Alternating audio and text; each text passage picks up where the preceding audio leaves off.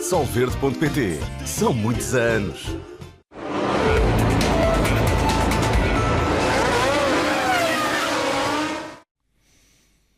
Ora viva, bem-vindos ao podcast F1 na Sport TV, numa edição dedicada em especial a este livro, o livro Os Rivais, alguns dos maiores duelos da Fórmula 1. O autor é Tony Dodgins e está aqui connosco, comigo e com o João Carlos Costa. Vamos falar com ele sobre este livro, sobre estas rivalidades e, no fundo, sobre a Fórmula 1 na generalidade. Por isso, a partir de agora, este podcast entrará na versão bilingue e será feito em inglês. Damos as boas-vindas a Tony Dodgins. How are you? Good, thank you. Good to talk to you. Great to have you here. I have with me João Carlos Costa. He's the F1 commentator on Sport TV. We were just reading your book. This is not the first one, is it? No, I did one on Ayrton Senna about 10 years ago on the sort of 20th anniversary of his death. And then I did another one for Coulthard called The Pinnacle. But this is the first one I've done about sort of F1 rivalries. So you have a lot of, I bet they're not, the whole bunch is here on this book. There's still quite a few left over, but this is the I think the main rivalries in Formula One, the ones we can remember, are here from the very beginning, from Fangio and Ascari.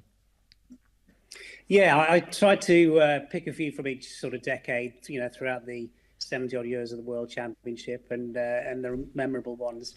And so starting from the 50s and ending up with Lewis and Max back in 2021. You have been a journalist in Formula 1 for many, many years. I recall you since the 80s, yeah, I'm getting old. Like yeah, myself. Like myself. But if you have to choose, you choose, of course, there are more rivalries in Formula 1, but you choose some. The one that give you more pleasure to write? Interesting. I mean, they say that you're most impressionable when you're sort of 15, 16, and the one that really hooked me was the Niki Lauda James Hunt 1976 season. And the one that actually initially got me, you know, fascinated as an 8-year-old was Stewart and Rindt in 69. But I think for drama, the Hunt Lauda one from 76 is probably one because it had everything. It had stuff going on, you know, on the circuit, stuff going on in, you know, political stuff in the background, in their personal lives. So that was fascinating. And obviously they made a film about that in, you know, a film called Rush. And you know, for me, it took motor racing from the back pages of newspapers to the front pages. And you know, obviously, in the early days of the Bernie Ecclestone era, it actually built the profile of the sport hugely. And the next one must be Senna and Prost, that put also Formula 1 on the front page in a way that I think until there was not the same, let's say, following of Formula 1. But that one everybody knows. It was difficult to write about Senna and Prost and the duels of the two, or it was less difficult because there is more story? For me, it was, you know, if you remember that rivalry, people talked about that rivalry as if, you know, if you take examples from other sports, they talked about Senna and Prost as if it was, you know, Muhammad Ali, Joe Frazier, it was Bjorn Borg, John McEnroe, it was that kind of thing. It was that big. But for me, actually, Senna was on a different level. But, you know, in 1989, he got unlucky with mechanical stuff and they ended up with, you know, a championship apiece at McLaren.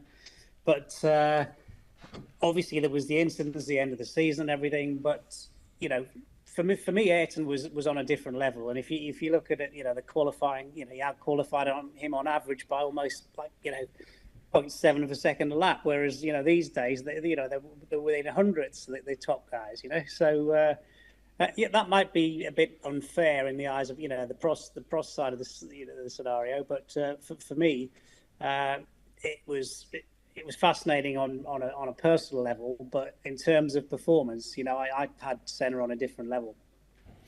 I've read your book. By the way, it has a Portuguese reviewing of the technical side by a Sport TV commentator, José Manuel Costa. It starts off with this very particular picture in Suzuka. Nigel Mansell and Nelson Piquet, they did like each other quite a bit. This was one of many rivalries. Let me just head back to the. That was interesting. Very, because Nelson Piquet used to be a foul mouth. Yeah, he was quite he was quite outspoken about. I mean, very rude about Nigel. I think he called him a blockhead, and he was also derogatory about his wife. Which, yes. If you compared the respective physical sizes of Nelson Piquet and Nigel Mansell, I think he was taking a bit of a risk. Yes, he was pushing it over the limit. Yeah. Let me just head back to this particular rivalry between Niki Lauda and James Hunt. It was fierce inside the track, but is it a case of two nice chaps being too much on each other inside the track, but they used to party outside the track? Is it true? Yeah, they did. I mean, I think when Nicky first came over to England, there was a journalist around at the time called Alan Henry, who you probably remember, and Alan, I think helped Nicky quite a bit, and Alan was close with James as well, and so they kind of helped each other off the circuit, and putting them up on each other's sofas at times, like times when they partied and what have you. So at that time, there was a great camaraderie among the guys, probably much more so than these days. But I think it's fair to say that they respected one another, and they were both particularly Nicky was really pragmatic. He was saying, well, they realised that. It was a dangerous era, and they might not be around too long. So, we've got to get on and enjoy things. One of the stories you recall in the book is one of the, let's say, smallest rivalries. The shortest one in Formula 1, which is Villeneuve and Peroni, who last for 10 laps in a Grand Prix and practicing section in another one. But it's a fascinating story. It's difficult to write about that story without taking sides. You're absolutely right. You are. And I was a massive Villeneuve fan. And back in those days, I was only kind of 21 when Gilles was killed. And so I got a lot of the information, everything from Nigel Roebuck in Autosport, and he was also very close to Gilles. And then years later, about I think it was '86, I actually went down to. I was actually on my way from Monaco to Pau, and I stopped off in Saint-Tropez, and Peroni had his leader offshore powerboat team based there. And I just called in on the off chance if there was any chance of speaking to him. And I think at the time he'd had about 35 operations on his legs, and he was still hoping to get back into racing. And he did a test, and there was no way. The dexterity just wasn't there in the feet and everything. And we ended up having a chat about that Imola race, and he came up with which I put in the book, the story about them agreeing that because I think a load of the teams weren't there were only, I think, 14 cars on the grid. There's a political issue. They would put on a show for the crowd for the first half of the race. And, he put a different side of the story, which I'd not heard before. And, he said they'd had the meeting with Prost and Arnoux, but the Renaults then retired. So it was just left to him and Gilles, and I've not heard it before, and I don't know if I buy it, but it was definitely another side to it. But again, it's a bit like, for me, Senna Prost. Didier was obviously very good and very quick, but I don't put him in the same category as Gilles. Next one, let's fast forward to Hill versus Schumacher, and do you feel this is, speaking about 94 especially, it ended up with the Senna was dead, and we Formula One fans had to find a purpose to continue watching. That was basically it, especially in Portugal, where we were quite affectionate of Ayrton Senna. There was a lot of hate towards Michael Schumacher, especially after the championship ending and that very particular corner in Adelaide. Do you feel this was a fair contest between Schumacher and Neil?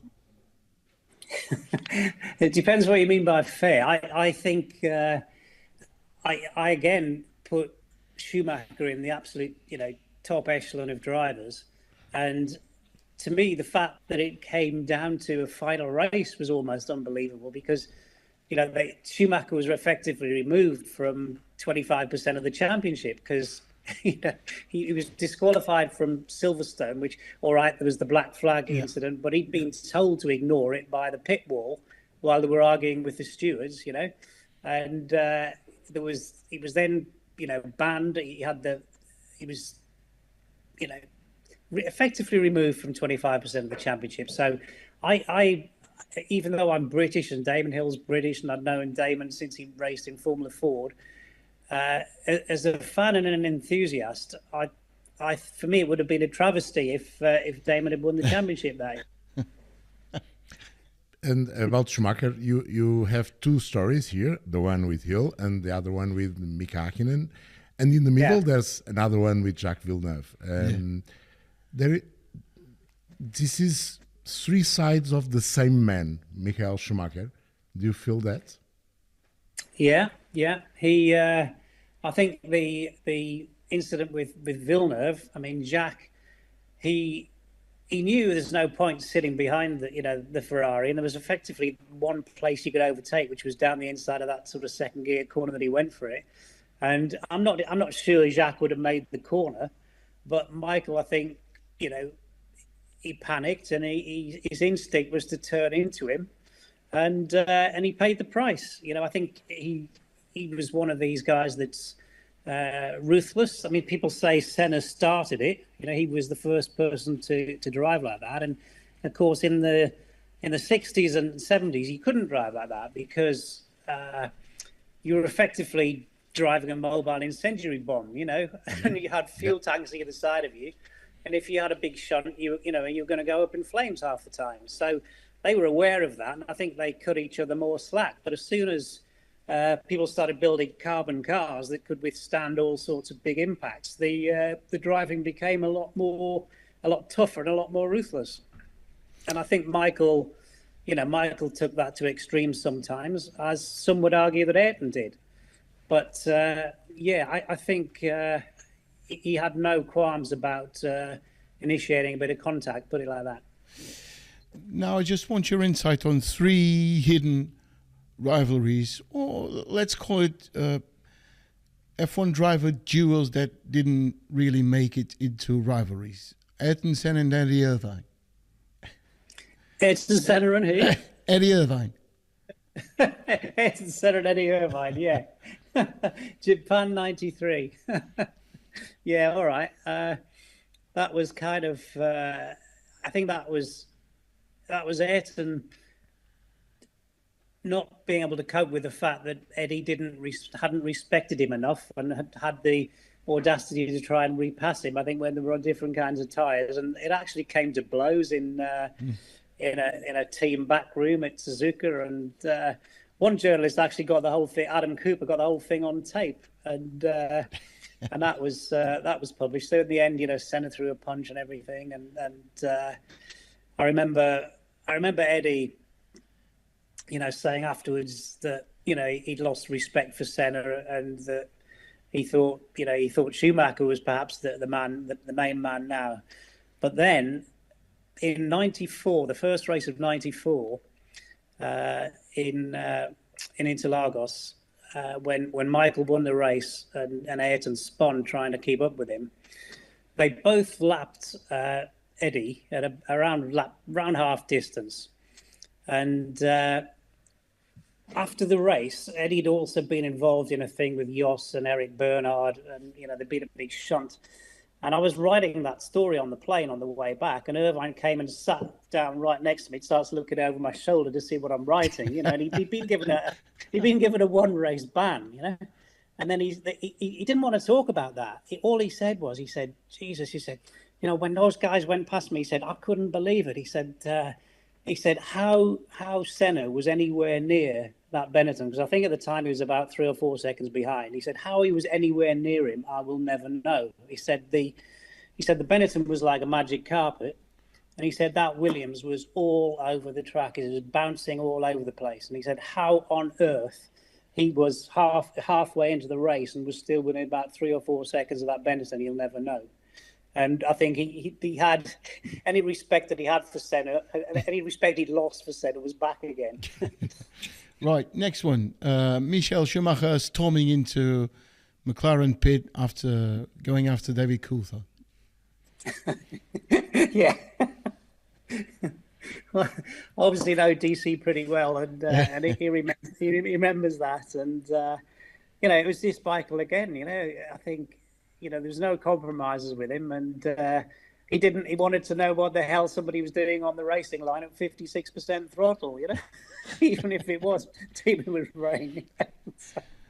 So he got fired up, and obviously that was in it. But I think bottom line, I don't think he was a bad guy.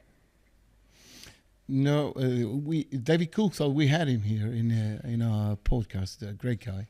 He was. It was fun enough to have him around here just for a quick chat. And the final one, just a bit of a banter. Nelson Piquet and Eliseo Salazar. Nürburgring, yeah.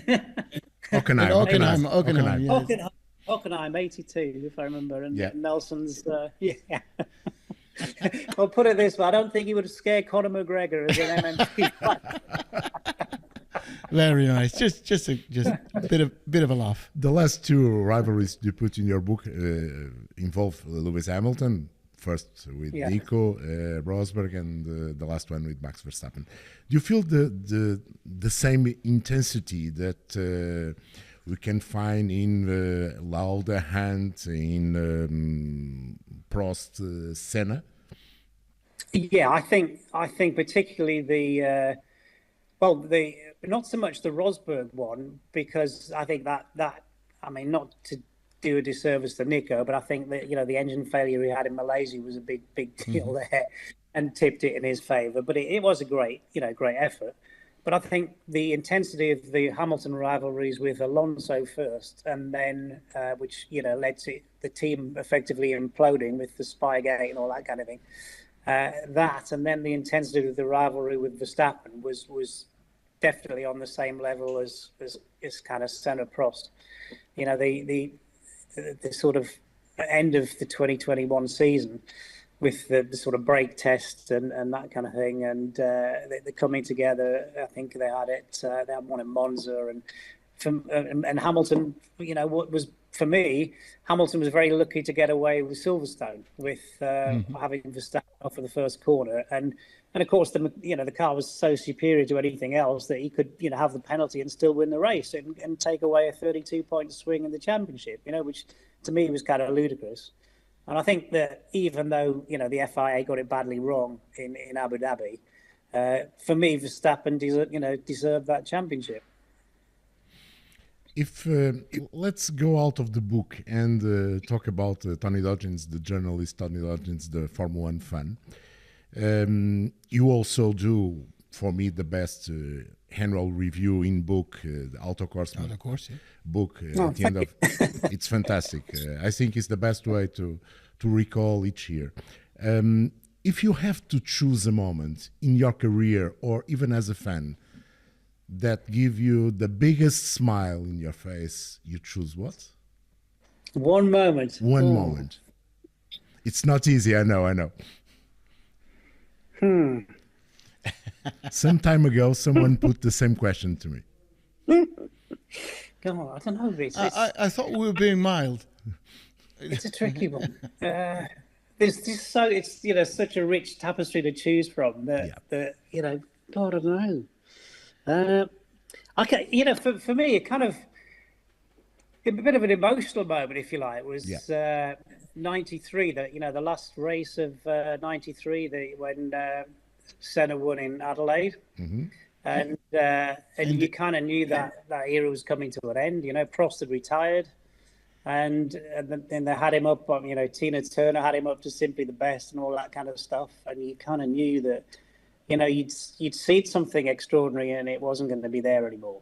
So that made a big sort of impression on me. And then, of course, the start of the following year just cemented that with, the Prost bomb between the two, if you like, and then obviously the tragedy at Imola. So I think that's. You wouldn't say it's the most memorable moment in Formula One or anything like that, but it made an emotional impact on me. And recalling your memory once again, do you have a special memory about F1 racing in Portugal? In Portugal? Yeah, funnily enough, this goes back probably to the early 90s, not so much an action memory, but I remember I used to go down there and cover testing and take pictures. And I remember standing on the Estoril. You came around the first corner, round 2, and then back up the hill into a left-hander. And I remember standing there taking pictures as they, accelerated full bore out of that corner. And the actual, the pain you got in the eyes from the stuff that were putting in the cars there, the fuel and everything. I was thinking, God, I don't know how the photographers did it for a whole season, and I think they banned a lot of the stuff that was in the fuel. But this would have been like 92, and I just thought, crikey, and that was Portugal. And I used to think, well, shall I go to testing there anymore? It's so strong, and I think a lot of these things were carcinogenic and they were banned and what have you. But I thought, blimey, I've never experienced that. You literally, your eyes were watering after you'd stood there for 20 minutes. It's actually where me and João met, and in F1 testing in Estoril. We could write a book. It wouldn't be very, very interesting. It wouldn't be interesting at all. Estoril still has some fantastic memories. All the Grand Prix in Estoril have something special. That's the big thing. Yeah. And of course, if you talk in Estoril, you'll be the pit wall incident as well. Yes. Yeah. That would be the one, I suppose. Yeah. Speaking about the modern era, do you think that there's a big buzz around the social life of drivers on social media? Whatever they get to turn into public knowledge, but their private lives still remain their private lives. Do you think modern F1 drivers lack the same charisma as the 70s and the 80s or the 90s even? To an extent, definitely. But the problem they've got is that they know that anything they do is going to be all over social media, don't they? Like Seb, for instance, Seb Vettel wouldn't partake in it until he wanted to have a platform for environmental things. He just didn't want to know. And I guess that probably deep down they're just the same, but they try to keep a lid on it. Do you imagine guys like James Hunt, Niki Lauda, even Nelson Piquet, Nigel Mansell, having to speak to written and audiovisual media every single day of a Grand Prix? I don't know. I guess they would be fined if they didn't, but they probably wouldn't care. Because sometimes they didn't even turn up for the podium, did they? Yeah, that's true. And your feeling about the actual Formula One nowadays, the 24 Grand Prix, the effort that all the teams have to make, the drivers, the mechanics, the engineers, all the people involved in Formula One. Do you think it's too much? That maybe the 16 Grand Prix in the 80s or even in the 90s will be a better platform to expose Formula One? I think maybe somewhere in the middle, maybe 2021 would be better. But I think if you're a driver, it doesn't really matter. You know, you travel first class, you got a private jet, you do whatever, and you turn up, you drive the car, and you go. But if you're a mechanic and you're trying to, you know, do 24 races all over the world preparing cars, I guess it's hard to have a family life, you know? We're reaching the epilogue of this conversation. One final question. Can we expect some more of this? Not about rivalries, but about other subjects in Formula One?